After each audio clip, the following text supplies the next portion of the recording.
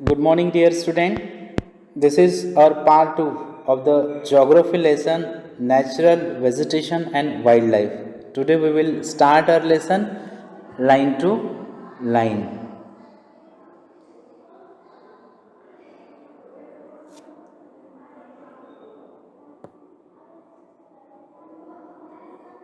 Have you observed the types of trees, bushes, grasses, and birds in the fields and parks in and around your school?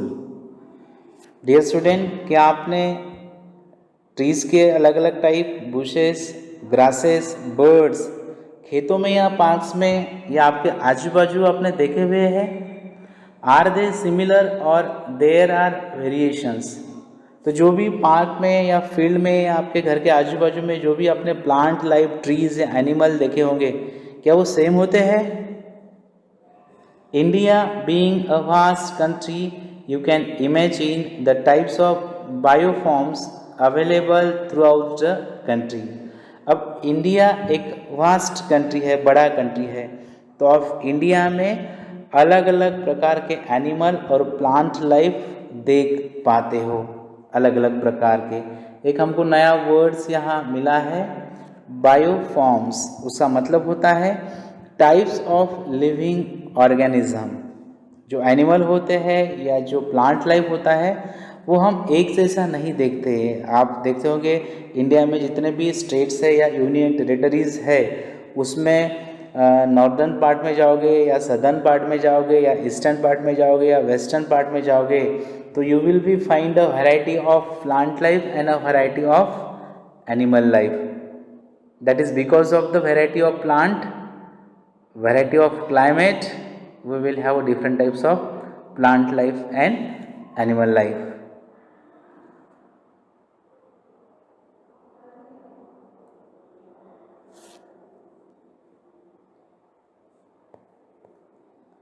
Our country India is one of the 12th mega biodiversity countries of the world. मतलब हमारा जो country है वो 12 number का biodiversity countries of the world है, जिसमें अलग अलग प्रकार का प्लांट लाइफ और एनिमल लाइफ मिलता है। With about 47,000 plant species. Species का मतलब होता है विविध प्रकार, मतलब 47,000 प्रकार के प्लांट इंडिया में अवेलेबल है। Question can come for 1 mark, how many plant species are available in India? The answer will be 47,000। तो 1 मार्क का ये क्वेश्चन है। 47,000 plant species India occupies 10th place in the world, और पूरे विश्व में इंडिया 10वें स्थान पर है। And fourth in Asia in plant diversity, और हमारे एशिया कॉन्टिनेंट में हमारा इंडिया जो है वो 4थे स्थान पर है और पूरे विश्व में 10वें स्थान पर है प्लांट लाइफ में।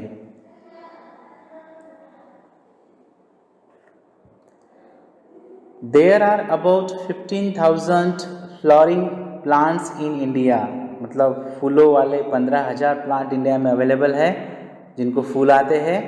विच account for 6% in the world's total number of flowering plants. विश्व में देखा जाए तो 6% हमारा हिस्सेदारी है। The country has many non flowering plants such as, flowering के अलावा भी नॉन फ्लोरिंग प्लांट्स भी इंडिया में अवेलेबल है, सच एज फर्न्स। नॉन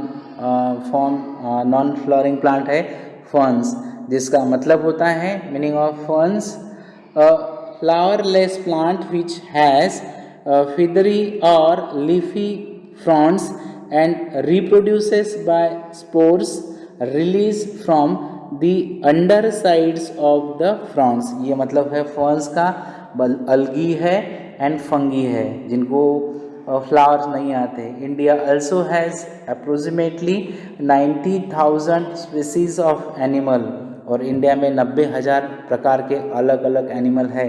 मतलब जम्मू एंड कश्मीर में जो मंकी, जो बंदर आप देखोगे वही गुजरात में या महाराष्ट्र में वो मंकी का थोड़ा फिगर थोड़ा बॉडी का स्ट्रक्चर अलग होगा। मंकी वही होगा बट थोड़ा बॉडी स्ट्रक्चर अलग होता है।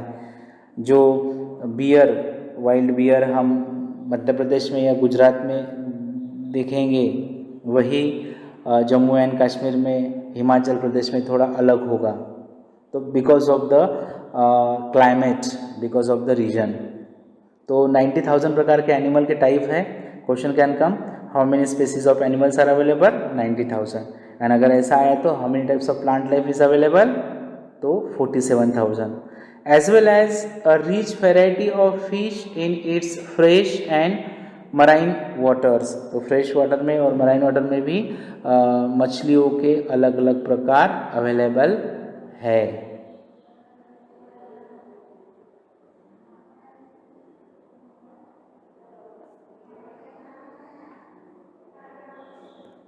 Natural vegetation refers to a plant community.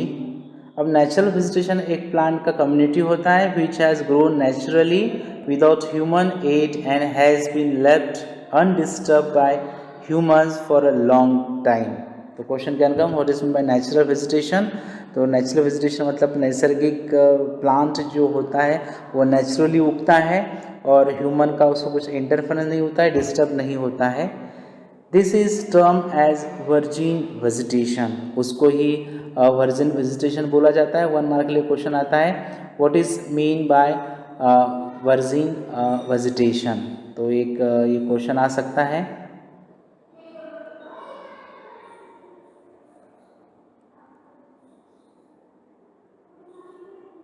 यहाँ लिखा है the virgin vegetation which are purely Indian are known as endemic or indigenous species, but those which have come from outside India are termed as exotic plant. देखो question can come, what is mean by virgin plant और virgin vegetation और what is mean by exotic plants. दो answer हमको मिले हैं, दो question, what is mean by virgin vegetation and what is mean by exotic plants. तो answer सीधा सीधा दिया है, the virgin vegetation which are purely Indian are known as endemic और इंडिजीनियस स्पीसीज। मतलब जो इंडिया में सालों से उग रहे हैं अलग अलग राज्यों में, उसको वर्जिन वेजिटेशन बोलते हैं। But those which have come from outside India are term as exotic plants. और जो हमने अलग कंट्री से लाए हैं और हमारे यहाँ इंडिया में हमने उसको बोया है तो उसको हम बोलेंगे exotic plant. So this is the difference between virgin vegetation and exotic vegetation.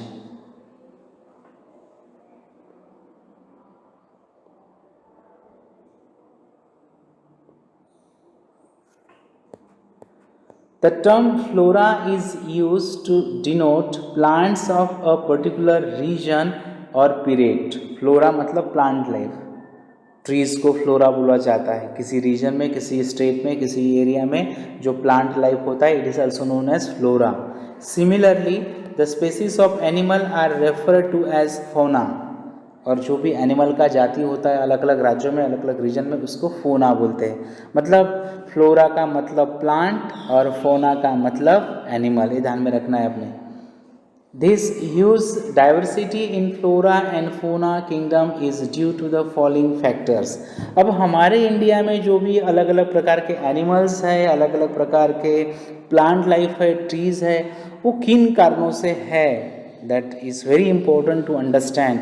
मतलब ट्रीज़ का जो ग्रोथ होता है, जो बढ़ते हैं, हाइट बढ़ती है, बड़े बड़े ट्री होते हैं, और अलग अलग रीजन में जो अलग अलग एनिमल पाए जाते हैं, उनका क्या रीज़न है, that we will understand in following way.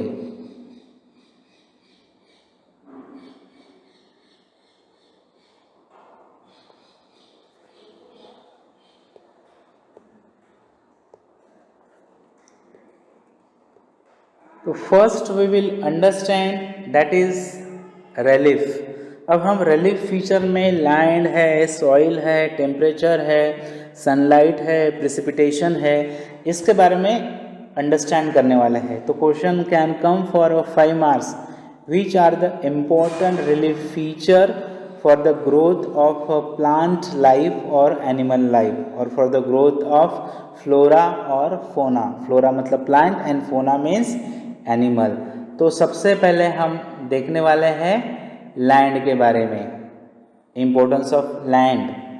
Land का क्या इम्पोर्टेंस है प्लांट और एनिमल लाइफ का ग्रोथ करने में। Land affects the natural vegetation directly and indirectly. जो लैंड्स होता है वो अफेक्ट्स करता है प्लांट के ऊपर डायरेक्टली या इनडायरेक्टली। मतलब लैंड के कारण ही क्या होता है, जब तक लैंड नहीं रहेगा ट्रीज या प्लांट या कोई भी क्रॉप नहीं उग सकेगा। Do you expect the same type of vegetation in mountainous, plateau and plain areas or in a dry and wet regions? Yes, clear चीज़ है कि आप सेम प्रकार का वेजिटेशन माउंटेनस में एरिया में, प्लेट्यू एरिया में, प्लेन एरिया में और ड्राई एरिया में पाया जाता है? नहीं, सेम नहीं मिलता है, क्योंकि क्लाइमेट के अनुसार ड्राई रीजन में अलग एनिमल होते हैं, वही प्लेन एरिया में अलग एनिमल होते हैं, तो माउंटेनियस रीजन में अलग एनिमल होते हैं।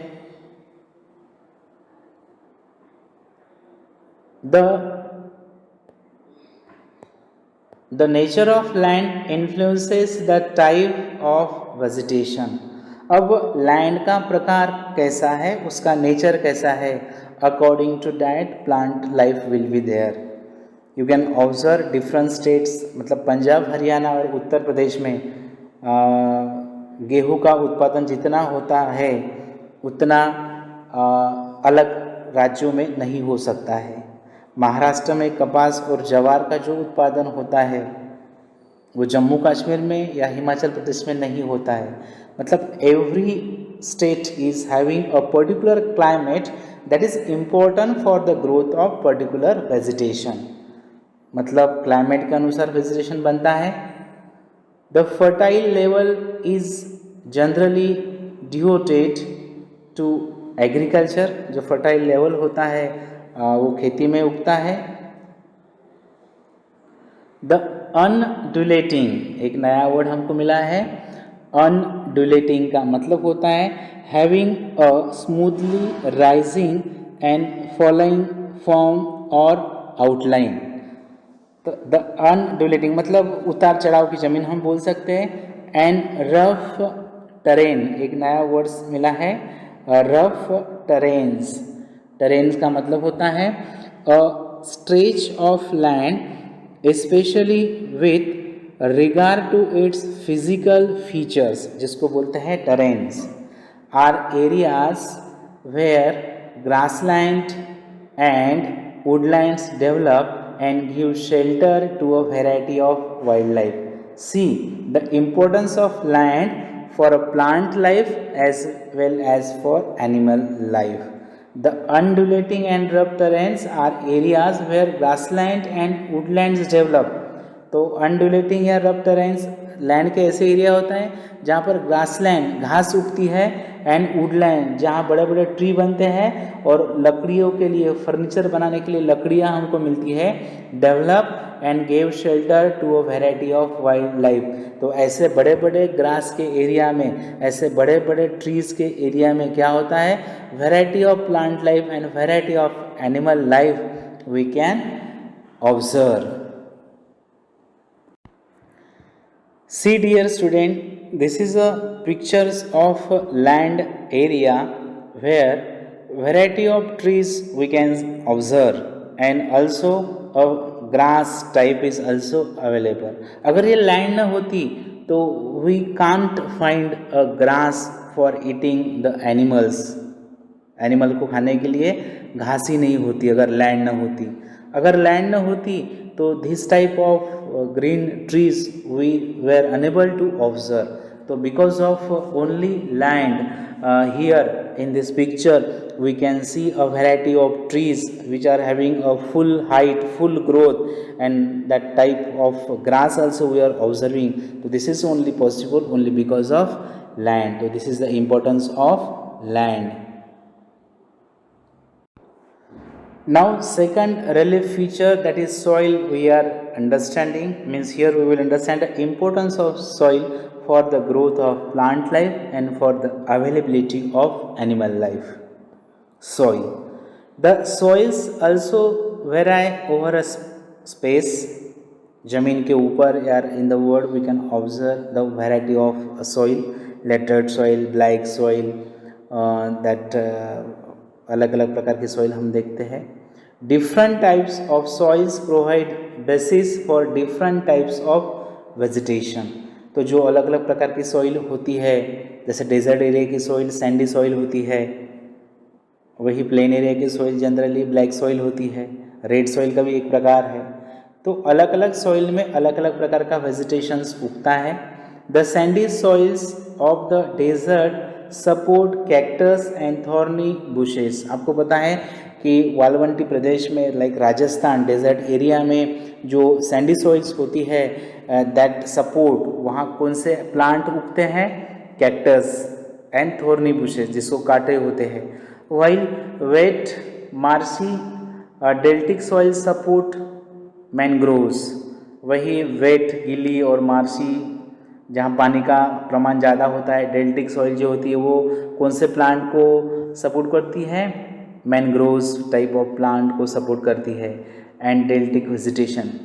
The hill slopes with some depth of soil have conical trees.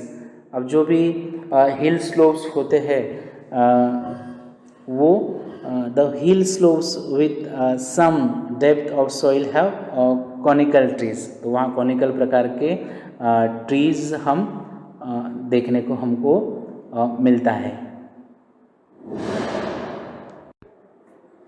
See, dear student, in this pictures, a good soil is an example how their crops are available and trees are also available. मतलब soil में कैसे crop फसल उग रही है, सब्जियां उग रही है और ट्रीज भी आजू बाजू में हैं.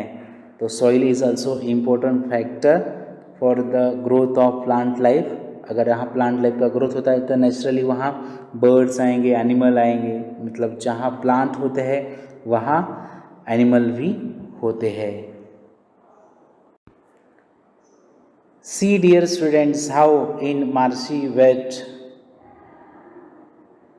लैंड में, सॉइल में, मतलब जहाँ सॉइल वेट हो, मार्शी हो, नमी हो, जहाँ पानी हो, ऐसे एरियाज़ में हमने देखा है लाइन में एक कि मैनग्रोव्स प्रकार के ट्रीज़ उगते हैं. तो देखो ये जो लैंड, ये जो सॉइल है, यहाँ पानी का अवेलेबिलिटी है, सॉइल भी है, पानी भी है, नमी है, गीलापन ज़्यादा है. तो जहाँ पानी होगा, ज़्यादा नमी होगी, मार्शी लैंड होगी, सॉइल होगा, वहाँ ऐसे ट्री उगते हैं. यहाँ नीम, पीपल पेड़ या मैंगोज ट्रीज नहीं उगते हैं. यहाँ इस प्रकार का प्लांट लाइफ उगता है जिसको हम क्या बोल सकते हैं? Mangrove trees. हम आगे देखेंगे, हम ये जो लेसन में है अलग अलग प्रकार के जो टाइप्स ऑफ वेजिटेशन देखेंगे, जिसमें हम ट्रॉपिकल एवरग्रीन फॉरेस्ट, हरे भरे जंगल देखेंगे. बाद में सेकंड टाइप हम ट्रॉपिकल डिसिडियस फॉरेस्ट, जो ट्रीज पत्ते गिरा देते हैं, वो देखेंगे. तीसरा प्रकार हम देखेंगे tropical thorn forest and scrubs, जो डेजर्ट एरिया में थॉर्नी फॉरेस्ट, काटेरी झुड़ुप, छोटे हाइट के झाड़ होते हैं. बाद में चौथे प्रकार में हम माउंटेन फॉरेस्ट, मतलब माउंटेनस रीजन में जो ऊंचे पेड़ होते हैं वो हम देखेंगे. और लास्ट में हम देखेंगे कि मैनग्रोव फॉरेस्ट जो भी हम ये देख रहे हैं वो कैसे उगते हैं. तो इसका पूरा डिटेल इन्फॉर्मेशन हम अलग अलग प्लांट लाइफ का देखने वाले हैं. और because of this plant life how animal life is available और कौन से प्रकार के एनिमल होते हैं वो भी हम इस लेसन में. नाउ डियर स्टूडेंट, हम तीसरा जो रिलीफ फीचर है वो टेम्परेचर, जो क्लाइमेट का पार्ट है टेम्परेचर, उसको हम देखने वाले हैं. तो how the temperature is important वो भी हम इस लेसन में देखने वाले हैं. The character and extent of vegetation are mainly determined by temperature along with humidity in the air, precipitation and soil. अब देखो, the character and extent of vegetation मतलब अलग अलग प्रकार के वेजिटेशन और उनका जो भी विस्तार होता है, अवेलेबिलिटी होता है, आर मेनली डिटरमाइंड, अवेलेबल है किस कारण? बाय टेम्परेचर, टेम्परेचर के कारण, along with humidity in the air, air में जहाँ ह्यूमिडिटी होती है, ह्यूमिडिटी मतलब नमी, प्रेसिपिटेशन बरसात का होना, एंड सॉइल, सॉइल का टाइप कैसा है. On the slopes of the Himalayas, on the slopes of the Himalayas and the hills of the peninsula above the height of 915 meters. The fall in temperature affect the types of vegetation and its growth. Important point यहाँ दिया है, on the slopes of Himalayas, Himalayas का जो northern part में Himalayas है उसका जो उतारी पार्ट होता है, and the hills of the peninsular above, और जो पेनिसुलर एरिया की हिल्स होती है, द हाइट ऑफ 915 मीटर्स, जहाँ हाइट 915 मीटर्स होती है, द फॉल इन टेम्परेचर, जहाँ तापमान कम होता है, affect the types of vegetation and it's growth. ऐसे एरियाज़ में जो भी वेजिटेशन का हाइट होता है या ग्रोथ होता है उसके ऊपर क्या होता है, असर पड़ता है। And changes it from tropical to sub tropical temperate and alpine vegetation. तो ये जो प्रकार होता है वहाँ पर क्या होता है, जो ट्रॉपिकल एरिया से सब tropical temperate and alpine vegetation वहाँ पाई जाती है। See dear student, in this picture we can understand the importance of temperature. Temperature का ज़्यादा मतलब टेम्परेचर अच्छा होने से भी जो हाइट और ग्रोथ होता है प्लांट का वो बढ़िया होता है। मतलब जिस प्रकार से for the growth of a tree we need a land, soil, precipitation, बरसात, उसी प्रकार से टेम्परेचर का भी होना बहुत ही इम्पोर्टेंट होता है जो प्लांट की अच्छी हेल्थ, अच्छी हाइट, अच्छी ग्रोथ को बना के रखता है। See dear student, this is table 5.1 temperature characteristics of vegetation zone. जो भी 4 प्रकार के वेजिटेशन के जोन होते हैं, पहला है ट्रॉपिकल, आप कर्सर से देख सकोगे यहाँ पर। फर्स्ट यहाँ देखेंगे हम वेजिटेशन जोन्स, पहला है ट्रॉपिकल वेजिटेशन जोन, दूसरा है सब ट्रॉपिकल, तीसरा है टेम्परेट और चौथा है अल्पाइन।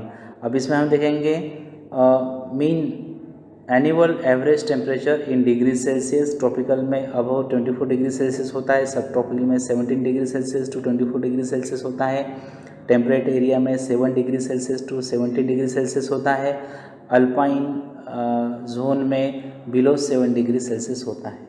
तो आप इमेजिन कर सकते हो कि टेम्परेचर का होना भी प्लांट लाइफ ग्रोथ के ऊपर डिपेंड करता है। इसीलिए हम माउंटेनस रीजन में अलग ट्रीज पाते हैं, सेंट्रल पार्ट में, सदर्न पार्ट में, ईस्टर्न वेस्टर्न पार्ट में अलग अलग पाए जाते हैं। यह है मीन टेम्परेचर्स इन जनवरी इन डिग्री सेल्सियस अबव 18 डिग्रीज है, 10 डिग्री सेल्सियस टू 18 डिग्रीज है, बाद में -1 degree celsius to -10 degree celsius है टेम्परेट के लिए, बिलो -1 डिग्री सेल्सियस है अल्पाइन के लिए। यह remark no frost, frost is rare, frost, some snow and snow. तो ये सब इंफॉर्मेशन यहाँ दिया हुआ है।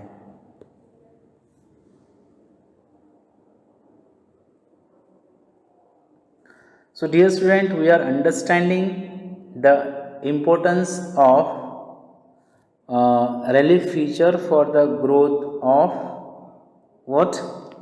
Plant and trees. Now we will understand importance of photoperiod or importance of sunlight. Sunlight का इम्पोर्टेंस क्या है for the growth of plant, वो हम देखने वाले हैं, जिसको हम फोटो पीरियड या सनलाइट बोलते हैं। The variation in duration of sunlight at different places is due to differences in latitude, altitude. आपको पता है कि सनलाइट का होना हर स्टेट में, हर एरिया में डिपेंड करता है कि उस एरिया का लैटिट्यूड और एल्टीट्यूड क्या है। अब लैटिट्यूड मतलब आपको पता है, these are the imaginary line. हमने पूरे अर्थ को that whole earth is divided by the imaginary line from the center, that is equator। Equator के ऊपर 90 डिग्रीज लैटिट्यूड्स होते हैं और इक्वेटर के नीचे सदर्न हेमिस्फीयर में 90 डिग्रीज होते हैं, टोटल 180, और एक इक्वेटर, ऐसे 181 लैटिट्यूड्स होते हैं। तो डिपेंड करता है कि आपका एरिया कौन से लैटिट्यूड में आता है। और एल्टीट्यूड मतलब हमने देखा है कि प्लेस जो ऊंचाई पर सी लेवल से या ज़मीन से कितना ऊंचाई पर है। Once again we will see the variation in duration of sunlight at different places is due to differences in latitude, altitude, season and duration of the day। तो आपके एरिया का ड्यूरेशन ऑफ डे कितना है, northern hemisphere में या southern hemisphere में, आपका जो भी प्लेस है वो समुद्र लेवल से या ज़मीन से कितने ऊंचाई पर है, तो उसके डिपेंड अनुसार सनलाइट होता है। Due to longer duration of sunlight trees go faster in summer. Due to the longer duration of sunlight, अब जिस एरिया में जिस स्टेट में सनलाइट लॉन्ग ज़्यादा समय तक होता है वहाँ पर trees grow faster in summer, वहाँ पर जो ट्रीज होते हैं वो थोड़े ग्रोथ उनका ज़्यादा होता है। See dear student, this is a picture of variety of plant life, we can say trees which are having a proper growth, जो जिनका ग्रोथ अभी होने लगा है, बढ़ रहा है, जहाँ पर आप ऑब्जर्व कर सकते हो कि द सनलाइट इज़ अवेलेबल और because of sunlight how the growth of the trees is that occurring that we can observe. इस प्रकार से प्लांट के लिए पानी भी ज़रूरी है, लैंड भी ज़रूरी है, सॉइल भी ज़रूरी है, टेम्परेचर भी ज़रूरी है और सनलाइट भी इम्पोर्टेंट है। Now dear students, here we will understand next relief feature for the growth of plant and animal, that is precipitation. Precipitation का ही मतलब होता है मॉनसून का आना, बरसात का आना, पानी का आना। In India almost the entire rainfall is brought in by the advancing south west monsoon June to September. तो जो एडवांसिंग साउथ वेस्ट मानसून होता है, जो दक्षिण पश्चिम दिशा से आता है, उससे जो जून से सितंबर तक बरसात चलता है, उससे पूरे इंडिया में हमको क्या मिलता है, दैट इज हमको रेन मिलता है। And retreating north east monsoons, और नॉर्थ ईस्ट से भी जो रिट्रीट मानसून होता है उससे हमको बरसात मिलता है। Areas of heavy rainfall have more dense vegetation as compare to areas of less rainfall. Naturally जिस एरिया में ज़्यादा रेनफॉल्स होगा डेफिनेटली वहाँ के पेड़ पौधे ट्रीज जो भी होंगे उनका हाइट अच्छा होता है, और जहाँ लेस रेनफॉल होता है वहाँ के ट्रीज का हाइट कम होगा compare to the high rainfall area. See dear students, you can see the picture where precipitations, बरसात आ रही है, मानसून आया हुआ है, और किस प्रकार से ट्रीज़ को भी पानी मिल रहा है, ज़मीन को पानी मिल रहा है, and in this way the growth of the tree will be properly for a year. Now dear student, in this paragraph, अब हम इस पैराग्राफ में जो भी इंफॉर्मेशन देख रहे हैं, दैट इज़ किसी एक क्वेश्चन का आंसर है, why forest are important for human beings. मतलब जो भी जंगल होते हैं वो ह्यूमन बीइंग्स के लिए, इंसानों के लिए क्यों इम्पोर्टेंट होते हैं। मतलब ये क्वेश्चन आ सकता है 3 मार्क के लिए या 5 मार्क के लिए। तो इस पैराग्राफ में आपको 4 या 5 पॉइंट्स ऐसे मिलेंगे, that will be the answer of the question, why forest are important for human beings. तो आपने वो पॉइंट में लिख के रखना है, प्रॉपर्ली अंडरस्टैंड करना है। 3 मार्क के लिए क्वेश्चन आए तो 3 या 4 पॉइंट लिखने हैं, 5 मार्क के लिए आए तो 5 या 6 पॉइंट लिखने हैं। तो इस पैराग्राफ में इम्पोर्टेंस ऑफ फॉरेस्ट वो दिया गया है। Have you ever thought as to why forest are important to human beings. क्या आपने कभी सोचा है कि जंगलों का क्या महत्व हो सकता है इंसानों के लिए। Forest are renewable resources and play a major role in enhancing the quality of environment। अब फॉरेस्ट जो होते हैं रिन्यूएबल रिसोर्स होते हैं, मतलब यूज़ करने के बाद और हम उसको यूज़ कर सकते हैं, वो ख़त्म ही नहीं होते हैं, क्योंकि प्लांट का बढ़ना चलता ही रहता है। और एनवायरनमेंट के लिए प्लांट का होना बहुत ही इम्पोर्टेंट है, क्योंकि आपको पता है with the help of nose we are taking the pure oxygen जो हमको प्लांट से मिलता है। प्लांट हमको फल देते हैं, क्रॉप्स, फसल, अलग अलग लकड़ियाँ देते हैं जिससे हम फर्नीचर बनाते हैं। मेडिकल प्लांट्स होते हैं जो हमको औषधियाँ देते हैं। दे मॉडिफाई लोकल क्लाइमेट, प्लांट के कारण लोकल क्लाइमेट मॉडिफाई होता है। कंट्रोल सॉइल इरोजन, आपको पता है what is mean bye soil erosion, मतलब पानी जब गिरता है बरसात में तो ज़मीन के ऊपर की जो मिट्टी होती है वो बहते हुए पानी के साथ चली जाती है घिस के, और वहाँ गड्ढा गिर जाता है। अगर प्लांट हमारे एरियाज में ज़्यादा होंगे, ट्रीज ज़्यादा होंगे, तो ट्रीज क्या करते हैं, the roots of the trees are holding the soil cover, soil के अंदर तक रूट जाते हैं ट्रीज के और वो सॉइल को पकड़ के रखते हैं। इस कारण बरसात कितना भी आए, सरफेस के ऊपर से पानी कितना भी बहे, ज़्यादा मात्रा में सॉइल इरोजन नहीं होता है। इसलिए ट्रीज़ का होना बहुत ही इम्पोर्टेंट है। जितना ज़्यादा ट्रीज़ का कटिंग होगा उतना ज़्यादा सॉइल इरोजन होगा, जितना ज़्यादा ट्रीज़ का प्लांटेशन होगा उतना कम सॉइल इरोजन होगा। Control soil erosion, regulate stream flow, support variety of industries को लकड़ी या फिर अलग अलग रॉ मटेरियल मिलता है, फर्नीचर बनाने के लिए लकड़ियाँ वगैरह मिलती है। Provide livelihood for many communities, जो भी आदिवासी ट्राइबल लोग होते हैं वो जंगलों से अलग अलग फल या वन औषधियाँ कलेक्ट करते हैं और बेचते हैं और पैसा कमाते हैं।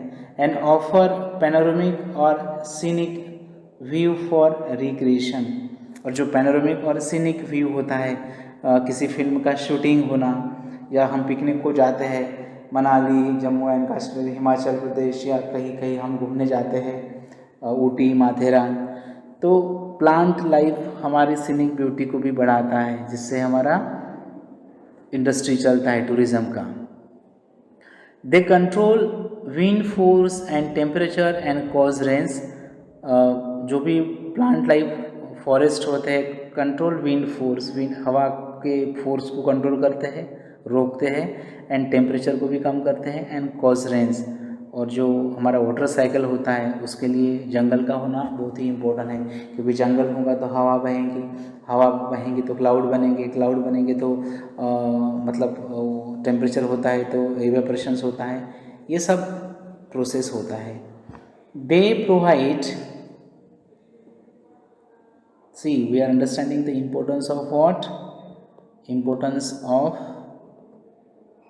फॉरेस्ट लाइफ हम देख रहे हैं।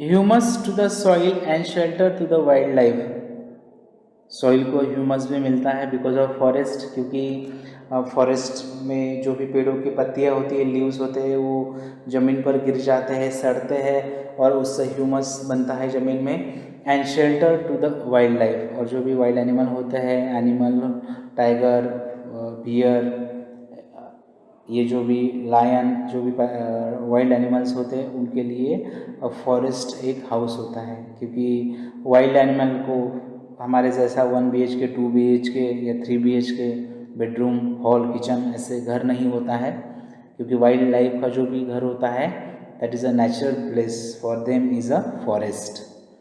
India's natural vegetation has undergone many changes due to the several factors such as the growing demand for cultivated land। अब इंडिया का जो भी नेचुरल वेजिटेशन है वो कम हो रहा है, उसके भी अलग अलग रीज़न है।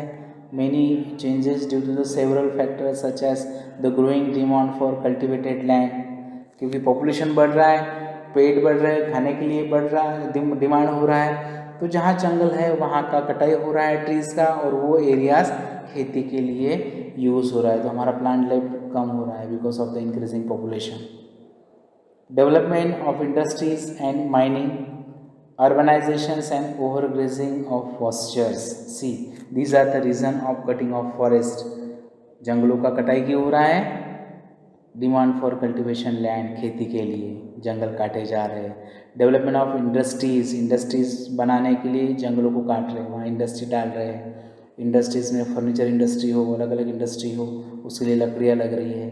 माइनिंग करना हो, अर्बनाइजेशन हो, शहर बन रहे हैं। अब शहर बनेंगे तो जहाँ जंगल होगा वहाँ ट्रीज़ को काटा जाएगा, फिर वो लैंड को क्लीन किया जाएगा, वहाँ घर बनने जाएंगे, तो अब जहाँ जहाँ जंगल है वहाँ घर बन रहे हैं।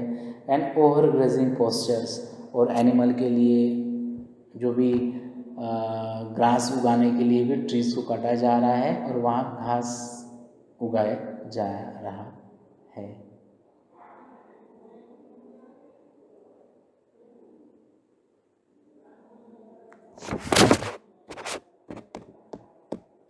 The vegetation cover of India in large parts is no more natural in the real sense. अब जो भी vegetation पूरे इंडिया में कवर हो रहा है in large part is no more natural in real sense, मतलब वो नेचुरल वेजिटेशन नहीं है, वो अपने आप नहीं उगा है, क्योंकि अपने आप जो जंगल उगता है वो तो गांव से बहुत दूर होता है और वहाँ जनरली कोई जाता नहीं है, जंगली एनिमल रहते हैं और उसका ग्रोथ हमेशा होता रहता है। ये तो लोगों ने लगाए हुए पेड़ पौधे हैं। Except in some inaccessible regions like the Himalayas, the hilly region of central India and that Marustali, the vegetation in most of the areas had been modified at some places or replaced or degraded by human occupancy. Except in some inaccessible regions, अब जो पहाड़ी areas होते हैं, Himalayas का area, हिली regions होते हैं central India के, एंड जो मरुस्थल होते हैं like Rajasthan, the vegetation in most of the areas has been modified, थोड़ा उसमें बदलाव आया है, एट सम प्लेसेस और रिप्लेस्ड और डिग्रेडेड बाय ह्यूमन ऑक्यूपेंसी। तो इस प्रकार से कुछ कुछ एरियाज़ के जंगलों को काटा गया है और वहाँ अलग ही पेड़ पौधे लगाए गए हैं। So dear student, this was all about our part 2. Remaining part of these lessons we will continue in next part. Till then, goodbye. Have a nice day.